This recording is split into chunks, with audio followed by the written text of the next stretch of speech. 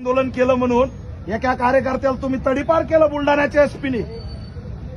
हा तर शिव्या देतो मुस्लिमांना, दंगलीचं षडयंत्र करतो, तरी सुद्धा त्याला अटक का नाही, तरी सुद्धा त्याच्यावर मोका का नाही, तरी सुद्धा त्याच्यावर तडीपारी का नाही. हे फार गंभीर या महाराष्ट्रामध्ये घडत आहे. अरे माणसापेक्षा यांना जनावर महत्वाचे वाटतात. निरागस लेकराला नग्न करून तुम्ही धर्म विचारताय. अरे माणसं कसे काय असू शकतात. हे सैन्याला मेंदूची अवलादी आतंकवादी आतंकवादी, यांना माणूस म्हणताच येत नाही. आणि असेल आरएसएसचा खामगाव बाले किल्ला म्हणून काय माणसं मारायचं लायसन दिलंय. लाज वाटली पाहिजे या आमदाराला. अरे 400-500 किलोमीटरहून आम्ही आलो रोहनला भेटायला, हा आमदार भेटायला सुद्धा गेला नाही. त्या ठाणेदारचं डीवायएसपीचं व्हीडीआर सीडीआर काढा. कुणाच्या दबावाखाली त्यांना सोडलंय. याद राखा, देवेंद्र फडणवीस हे बुलडोजर सरकार आहे ना, या सगळ्या आरामखोराचं घर बुलडोजरनी पाडण्यात यावं ही सुद्धा आम्ही या ठिकाणी मागणी करतो. आणि सोडणार नाही. मोका लावा. कुठं मोकाट किती फिरतात ते आम्ही बघू. बंद करा यांची दुकान. काय करते त्या दुकानाच्या नावाखाली कोण कोण मिळून आम्हाला माहिती आहे. जास्त नाटकं केले तर एक्सपोज करायला वेळ लागणार नाही.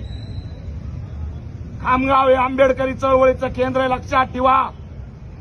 तुम्हाला वाटत असेल पण आम्ही शेपूट घातलेलं नाही. जर तुम्ही आमच्या तरुणांचा जीव घेण्याचा प्रयत्न करत असाल तर मग इथं क्रांती आल्याशिवाय राहणार नाही. हा इशारा सुद्धा खामगाव मधून दिला. ऑल इंडिया पॅन्थर लवकरात लवकर हे आरोपी अटक झाले पाहिजेत. देवेंद्र फडणवीस कुठे? हे तुमच्यामुळे घडलंय. हे आरएसएसच्या विचारसरणीमुळे घडलंय. हे मनुवाद्यांच्या विचारसरणीमुळे घडलंय. संतापजनक आहे राव. पोरग रडत आहे, भयभीत झालंय. हा, त्याला मी विचारलं तर तो म्हणतो पोलीस स्टेशनमध्ये मला डोळे वटारले. एवढा माज.